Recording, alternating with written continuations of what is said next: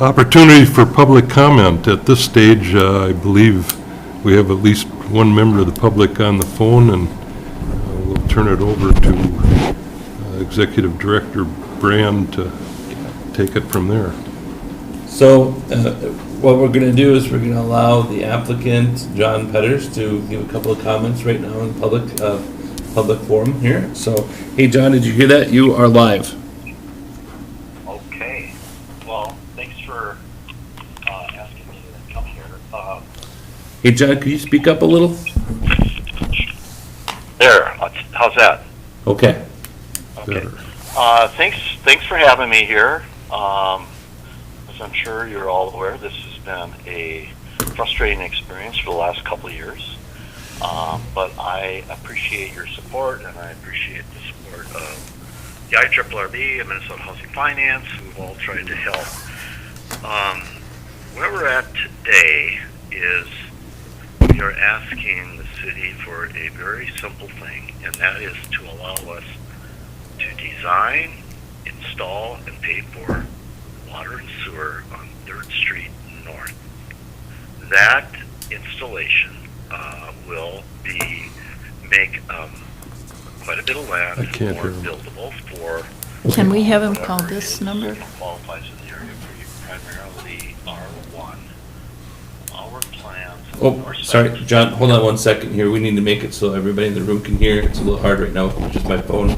So okay. Do you want me to call on a different number or something? I think what I'm going to do is I'll do it as like a conference call right into that number. Yep. What's his number? Okay. You want me to? 320? My number? No, I'm just mentioning it to the person who's calling right now. 363 7656. Okay, I'm gonna hang up and then they'll call you directly.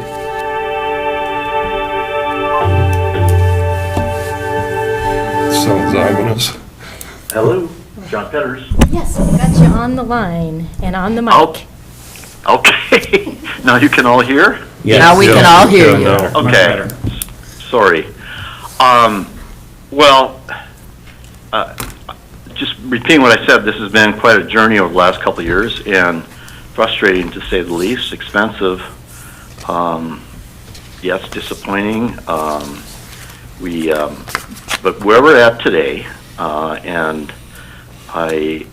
we have asked the city to allow us to pay for and install at our expense water and sewer on 3rd Street North between 6th and 7th Avenues, that anyone who is adjacent, which would be the north side of the street, and then potentially another parcel that we are looking at buying that we have a purchase agreement on next spring, which is where the couple lives that are eventually going to move.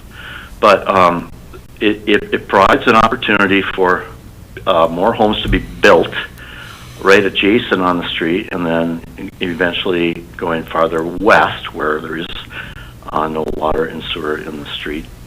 And our plans are to build 6 units on the parcel that we own.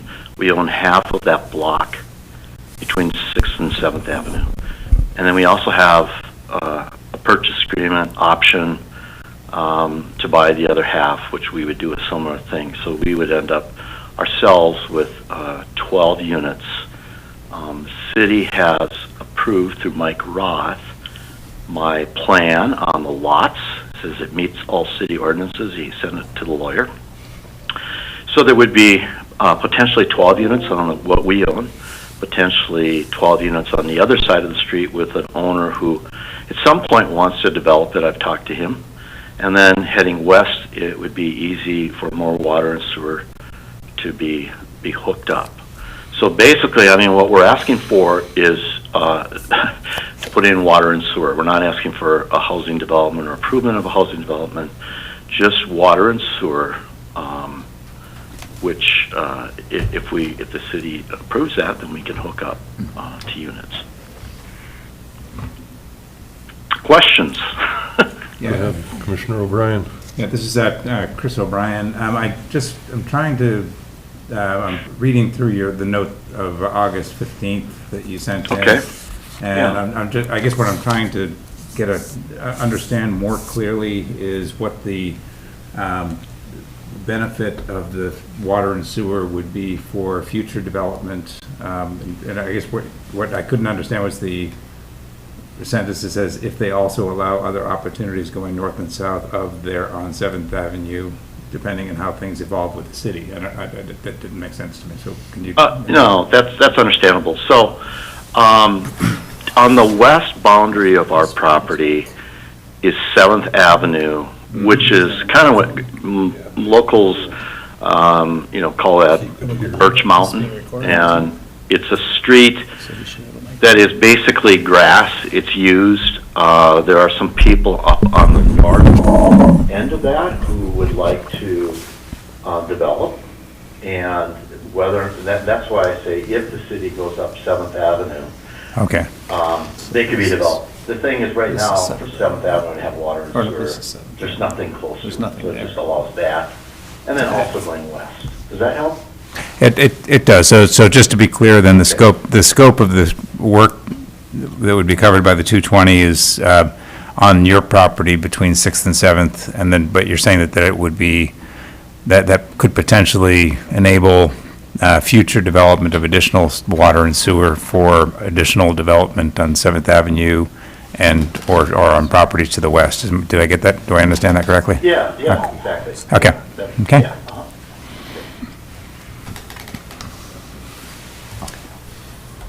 Any other questions at this stage? Just one, this is Commissioner O'Brien again, just one other question is, and is there, are there any plans in the city, does the city have any plans to put in this water and sewer on their own absent this proposal? I can't imagine that they would. In talking to the neighbor to the south, he said he tried extensively, 10, 15 years ago to do it. And I know it's been talked about, but no, I mean, I can't speak for them, but I mean, if they don't want to, anyhow, I can't speak for them. That's helpful. I can't imagine that they would, though. Okay, thank you. Yeah. So just I think a point of clarification, if I have it correct, the city never really puts in infrastructure on their own. Okay. If somebody wants it, or if they want it to go somewhere, they will contract for it, but then they assess it to the adjoining property. Got it. People like, we owned a house in Grand Marais 10 years ago, and they ran a new sewer line in front of it, and we got charged $25,000 for that, and we didn't ask for it. They just did it. I can't remember why. I think it needed repair, was the deal. Okay. So we had no choice. So that's how it usually works. And so that's why they're having, John, correct me if I'm wrong, John, but that's why they're having you pay for this, then they own it. The city owns it. Right. John builds it, they own it, yeah. Yeah. They are. For the public, it's, for the public. So. Yeah. I watched the city council meeting. It sounds like they're thinking about extending it over to 8th Street as well, kind of on their own hook, but then they would assess those property owners adjoining the street there that. You were talking about maybe not assessing. that. Well, both, Yeah. yeah. Well, I didn't really hear that. I did. Oh, okay, but that would be unusual if they did that, so. Yeah, and we asked back in January to have a meeting with them, just to talk about cooperating, and they would not do it. Now they want us to cooperate. We've said absolutely. Sorry, when you say they, you mean the property owners? City council. The city council, oh. Back in January, I appeared before the city council and I said, can we have a working session to talk about putting in water and sewer and how you might want to see that happen? They would not do that with us. Now, they are asking us to work with them, and we said, yes, yes, yes. And so, which we certainly will, quite frankly, it's hard to understand, you know, their decisions, but my understanding right now is they would like to look at exploring adding on some more, doing some stuff while we do it, which makes perfect sense if they want to do that. It also looks like we will not be able to do it this fall because they've added a contingency. More than likely, it will happen next spring.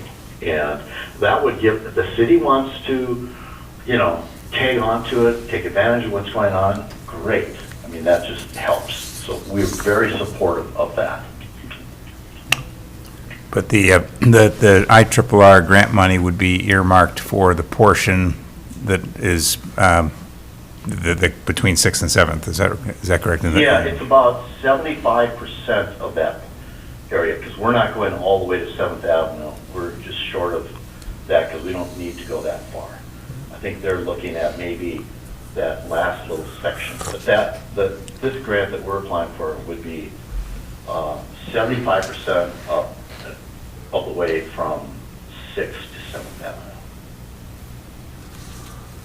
John, Bill Gabler here. How long have you owned the parcel that you own, and when does the option expire on the adjacent parcel? We have owned this now, I believe, a year and a half. Yeah, I believe it's a year and a half. Our option with the owner is being extended, and he is very, very supportive and has said he'll do whatever we want. His parents are living there, and we've always been very careful to respect that and work with when they might move out, and that is when he would want us to go ahead and close on it. So. Thanks. Yeah. Other questions from the board? If not, there's a resolution in the new business 25-16. Is there a motion to approve resolution 25-16? I move to approve resolution 2516 as written. The motion to approve, is there a second?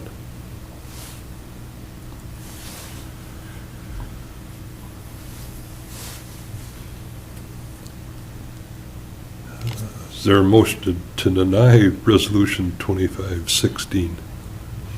It dies for lack of a second, right?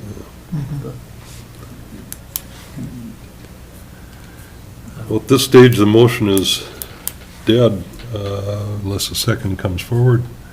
Any other discussion? If not, is there a motion to adjourn? Okay, can I, is there an opportunity, Go ahead. Is there an opportunity for a comment? I mean, I Yes. guess my, this is Commissioner O'Brien. I guess what gives me some pause, I mean, I recognize the roller coaster and the frustration that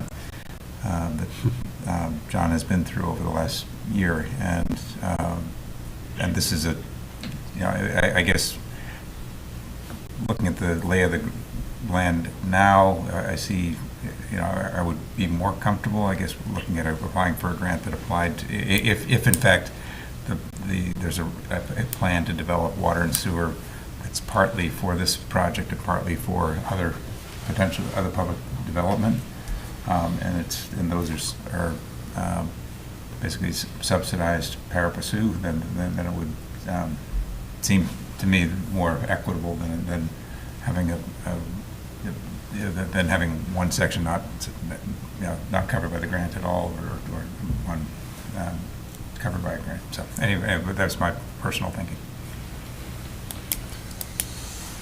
Any other thoughts? Well, Can I add something to that? Sure. Please. With the length that we are going, that would allow, according to the current zoning, for them to, the owner of that, to do 12 units, like we're doing. The reason we're not extending it farther is that we're already doing it for both sides of the road, and going farther west, it's not known whether they will actually need that. So, but you you would be able to do 12 on the other side also. So the benefit would be basically to allow up to 24 units, according to current zoning, to be built on that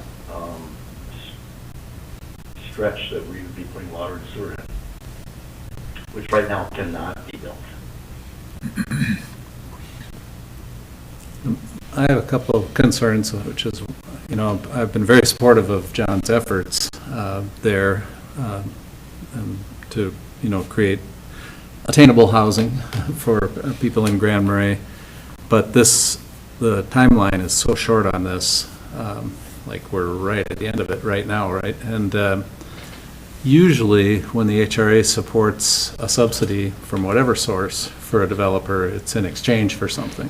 So typically it's in exchange for AMI qualified reductions in cost or rent or something, something that moves the ball down the road for affordable housing. But I'm worried about the precedent of just providing or applying to the IRRR just sort of for development that we don't know what it's going to look like necessarily, have no control over that, and no agreement ahead of time that the subsidy is furthering the goals of the HRA.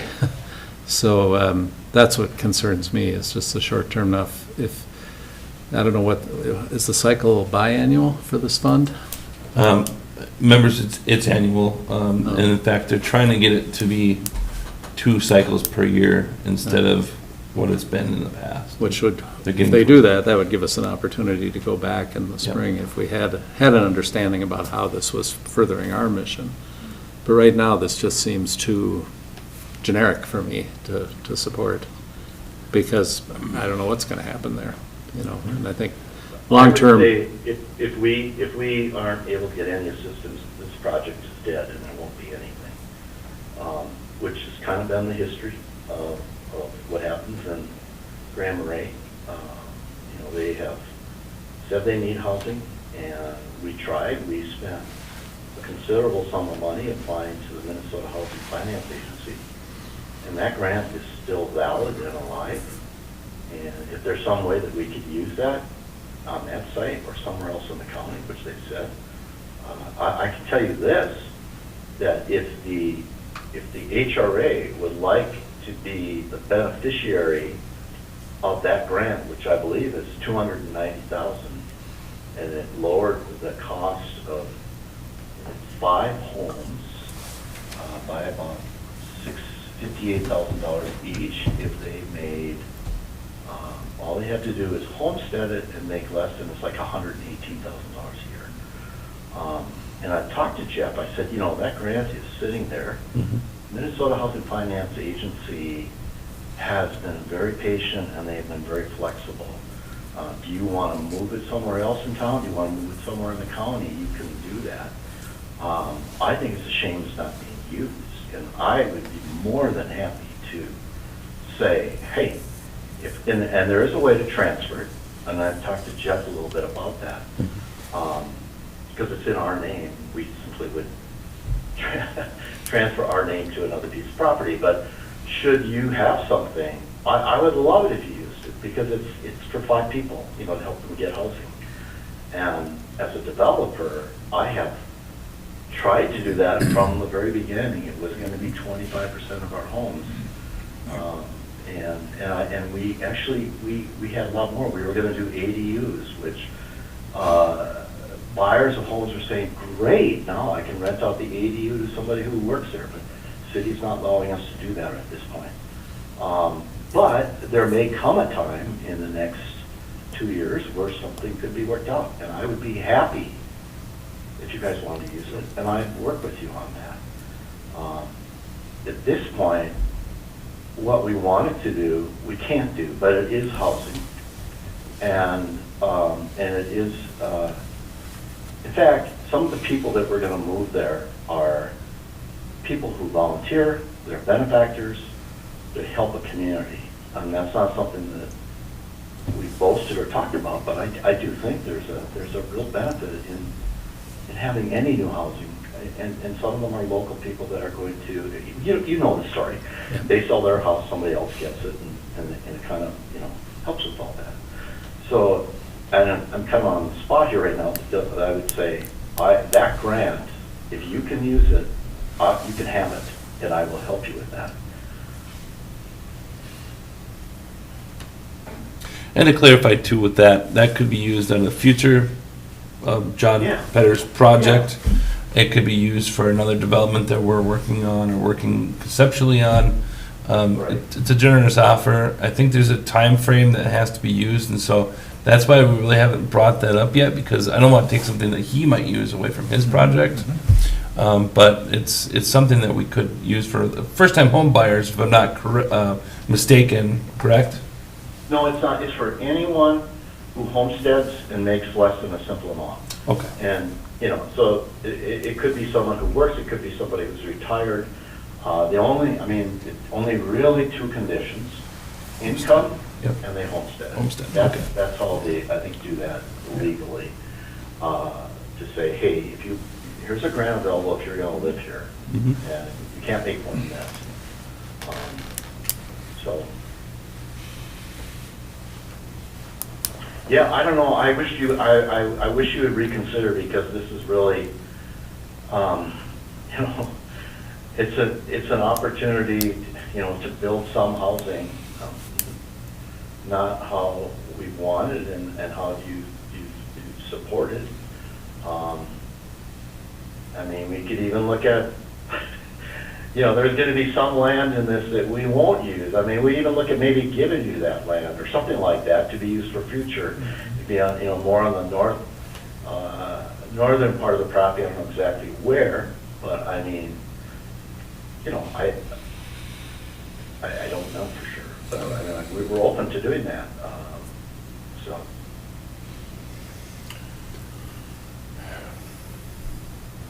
Does that assurance make any difference? I'm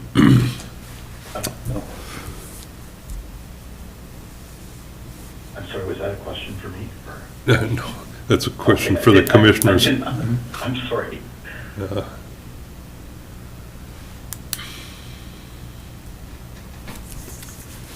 Do you guys want to talk about it without me on? Would that be better? Does it matter? Well, I guess at risk, I'll just, this is Nick Lamore, the newest, I think, member of the board here. At a high level, I think this, to my perception, has come on rather suddenly and needs a quick response, which is always something that tends to raise a flag to me. Now, I understand there's a lot of history prior to my involvement in the HRA, and you've certainly done your legwork. This isn't at all an indictment of the process that you've undertaken, but whenever I'm in a position where I feel the need to make a sudden decision, I always try to pause and look at all the aspects of a situation. So I think for me, it would be a different matter if these were lots that could support ADUs and, perhaps, turn the knob on, housing density, which I think cuts to the core of really what the HRA tries to be. It's one aspect, at least, of it. I'm actually relatively surprised that ADUs on this parcel wouldn't be an option, and I guess I'm not trying to dig up old past discussions, and that's certainly outside the scope of the HRA's directive, but I think right now I'm torn between the need to make a rush decision to support an infrastructure project that is going to serve, at least as of current, 6 units, and the fact that we're in an environment where we've requested, or where we've approved or authorized IRRR grant monies, which are limited, right? Not every grant is going to get awarded, and if this is a conversation that we could continue into the future, perhaps with more of that municipal support that you've said is lacking or has been lacking in the past, and maybe the city now would be willing to come to the table and talk about what a more comprehensive plan looks like, that to me would feel like a better approach that would warrant further discussion and benefit from everybody coming to the table instead of a decision that we perhaps need or feel like we need to make very quickly. That's my perspective. Jeff, a question, would this type of application for infrastructure compete with the Norris Skogan proposal that we submitted already?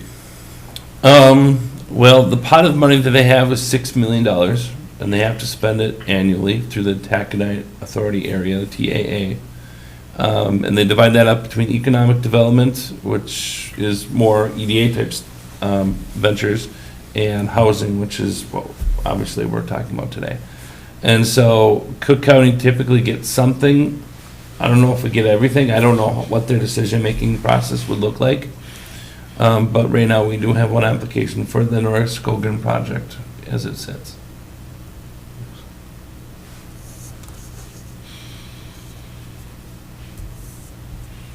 So as far as the city, I'm sorry, is it the news member? Is it Ryan?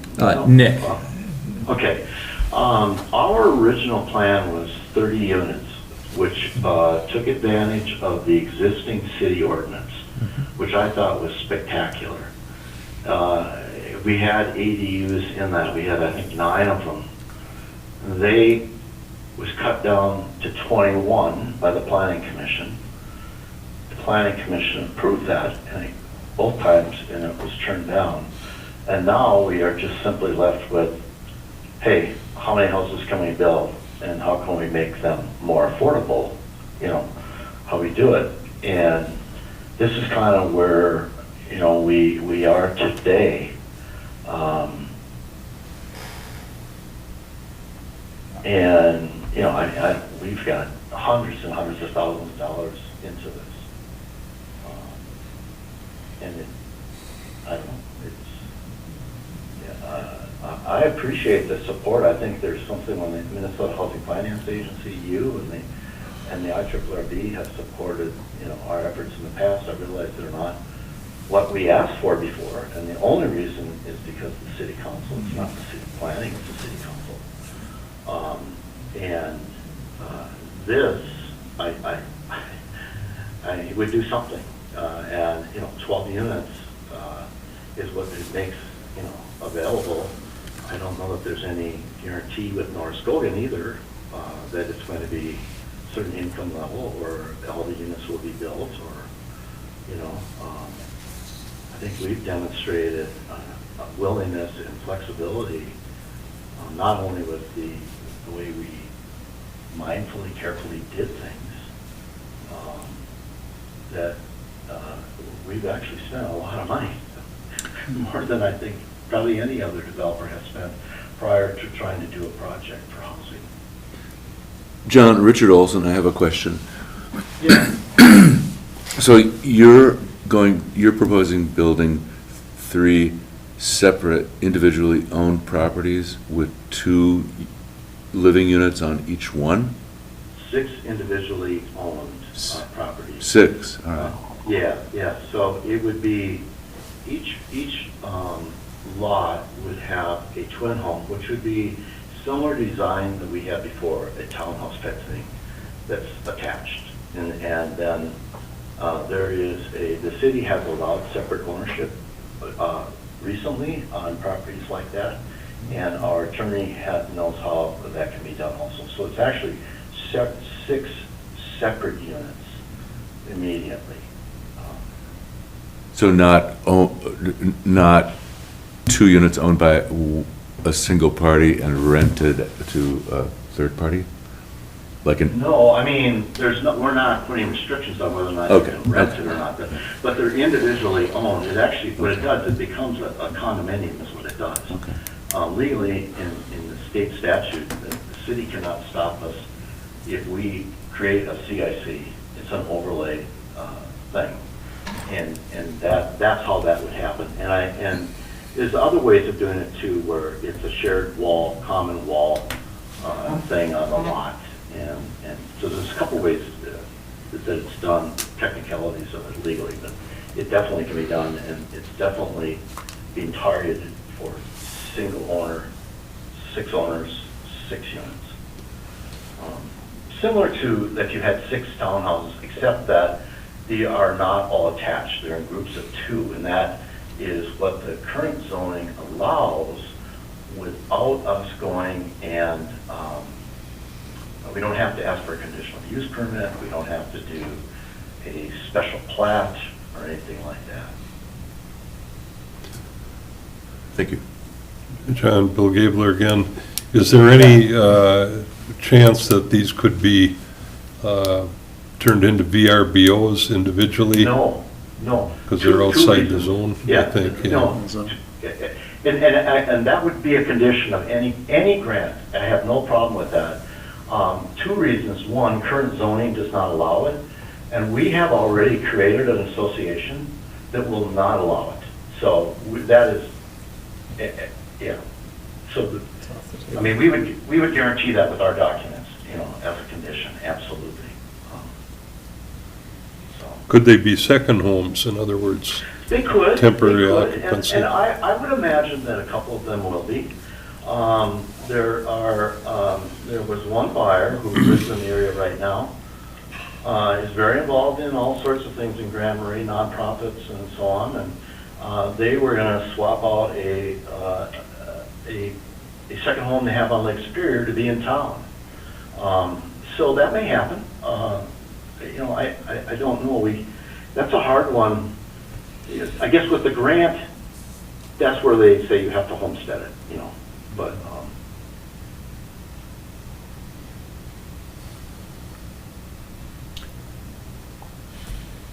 Well, I for one would love it if we could continue the conversation, but I sure would understand, John, if, you obviously have to make your own decisions, but I would love to continue the conversation, see if we can't make this happen in a good way. I would love to do that. I just, I'm under pretty strong financial pressure on this whole thing. Understood. I have a partner, and we have a bank, and we have, all those things to do, and all of them are just looking for, how can we do this? How can we get it done? And everyone has been very patient, with that. And we would like to continue it. I think the opportunity here was that here's this grant that could be used to make this happen. And as a condition, to say that it only is going to be single family home, it's not going to be VRBO. That's always been our plan, so I don't have any problem, with that. Given that the IRRR grant is cyclic, is this a conversation we could have again in the future? In other words, is it now or never, or is it something where we can have some of this this conversation that we talked about, perhaps engage in a more intentional collaboration with the city on this infrastructure development, and then pursue this funding source in the future? Well, I mean, if we're looking at a year from now, I think we will be gone by then, because we cannot afford to do this. I mean, where we are at right now is we need to redesign architecturally. We need to redo. I have a builder, by the way, who is now not going to have these homes to build this winter. I'm going to have to give him that news. He waited last year. He was ready also.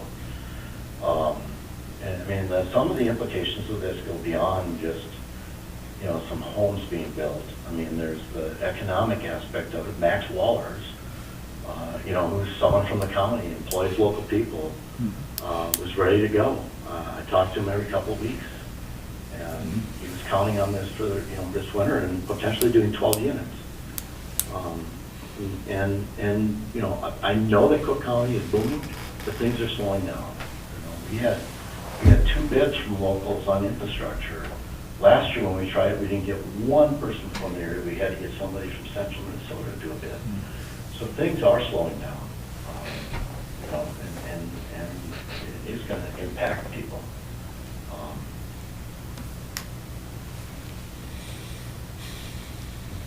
So I think, you know, I mean, as far as the project itself, the HRA has done previously a lot of work on this site, on the needs.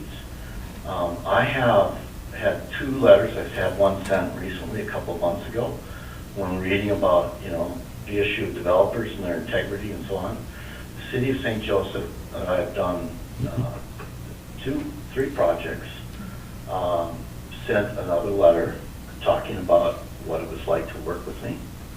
So I don't think this is a brand new project. It may seem that way if you're fairly new on the board, and I understand that, and I think you should use due diligence, but I think a lot of those things have been done already carefully over, you know, quite a period of time, from basically before Jason Hill started, with Mary Somnus introducing me to the EDA and, you know, working with people out there. I've met most of you, not everyone. So I know it feels rushed, but I think there's great benefit, and I think it's worth looking at.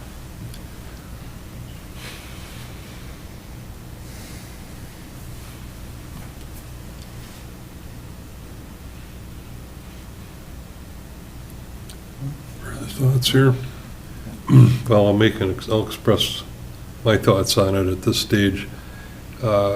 We are the HRA. Responsibility is promotion of housing in Cook County, and one of our 3 values is diversity of housing and income levels and occupancy. And I see this as potentially in that direction. I think the city has been a difficult partner, let's say it that way, in this development, and but John has finally gotten to that point where they've actually approved something, and I think I share the concerns of both Commissioner Lemore. This is a bad position to be in, and Commissioner Hanson, where there are just a lot of things that you'd prefer to have spelled out. But I think at this point, I would be willing to take John Petters at his word that the Minnesota Housing Finance Agency grant is a carrot enough, and willing to discuss that and make some accommodations that I would I'd kind of changed my attitude, actually, and I would, at this stage, second a motion if one were made again to approve the development here in Resolution 2516. So I'd put that on the table, but is there a motion to, let me call for the motion one more time, motion to authorize 2516 at this point?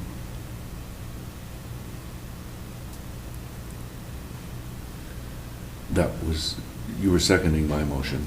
I would, okay, yeah. And so your motion is, as far as you're concerned, still on the table? Yeah. All right, I'll second that motion, step down as a chair. Any further discussion on the motion that's been made and seconded?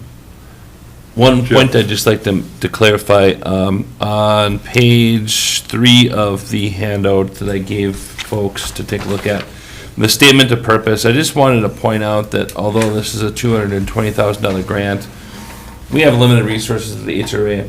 However, the IRRR does appreciate and they do recognize any equity position that a developer might have in the project already. In this case, a sizable equity position, and so that will help us get to a point where we can offer a grant, or a grant application rather, submit a grant application without actually having to come up with a match on our end. I think that's pretty prudent at this stage. We've got a lot of commitments out there. Yes. And this developer clearly has an investment, and if that can be recognized by the IRRR. I would say that. See how far it With all due goes. respect, in terms of discussion, I still think this is a mistake. It's too rushed. And taking the whole history into account, I'm just not comfortable with this at all. And it goes to our relationship with the IRRR as well, which we have to protect carefully. So that's my 2 cents worth. I'd ask to call the question. Question's been called, can't discuss it further. All those in favor of the motion, say aye. Aye. Any opposed? Opposed? Motion carries 3-2. Okay.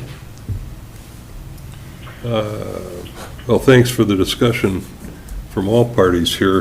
And this is a difficult situation for us, and I think we're put here to some degree by the city, and I just think this has gone on long enough. We've got to try and move forward. I am concerned about competition at the IRRR. I mentioned that with our other developments, so there's no done deal here, believe me, and I'm assuming John Petters knows that. This may still offer you nothing at some point, but I'll move adjournment.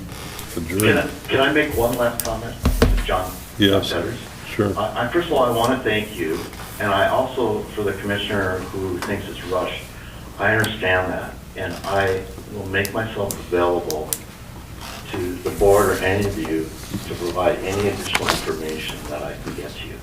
I also, and this is not part of your motion, I'm very serious about the Minnesota Housing Finance Agency grant. And if there's a way that I can assign any benefit of that to the HRA, I will do that. And I think there are ways of doing that. And I know that Minnesota Housing Finance Agency has been very flexible. So I'll just add that, and I want to thank all of you very much.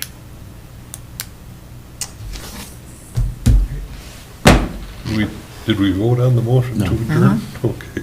Did we?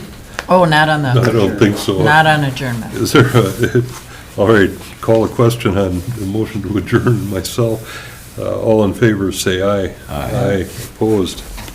Same carried. Motion, meeting's ended. Thanks. Thank you. Have a great weekend, everybody. Thank you, John. Thank you. Thank you for being here, John.